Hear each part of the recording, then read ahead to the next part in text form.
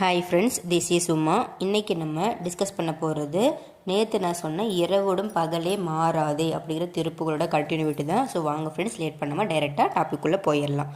இன்றைக்கி நம்ம ஸ்டார்ட் பண்ண போகிற லைன் சொல்கிறதுக்கு முன்னாடி நேற்று நம்ம இந்த திருப்பூரில் வந்து எந்த லைனோட முடித்தோம் அப்படின்னா ஊடே பாடே மிகுதி கொண்டு அப்படிங்கிற வரியோட முடித்தோம். இன்றைக்கி அதுக்கு அடுத்த லைன் தான் கண்டினியூட்டியாக பார்க்க போகிறோம். ஸோ கண்டினியூட்டி லைன் வந்து என்ன அப்படின்னா ஒழியாதே வாதே அப்படிங்கிற லிரிக்ஸோடு தான் நமக்கு இன்றைக்கி இந்த திருப்பூரில் ஸ்டார்ட் பண்ணுறோம். இதில் ஒழியாதே வாதே, அதாவது எதை வந்து ஒழியவே கூடாது அப்படின்னு அருணகிரிநாதர் சொல்கிறாரு அப்படின்னா வாதே அப்படிங்கிற ஒரு வார்த்தையை தான் சொல்கிறாரு. அதாவது காலப்போக்கில் வந்து பார்த்திங்கன்னா ஒரு குறிப்பிட்ட வார்த்தை வந்து காலப்போக்கில் குறுகிவிடும், மருகிவிடும் அப்படி சொல்கிறோம்.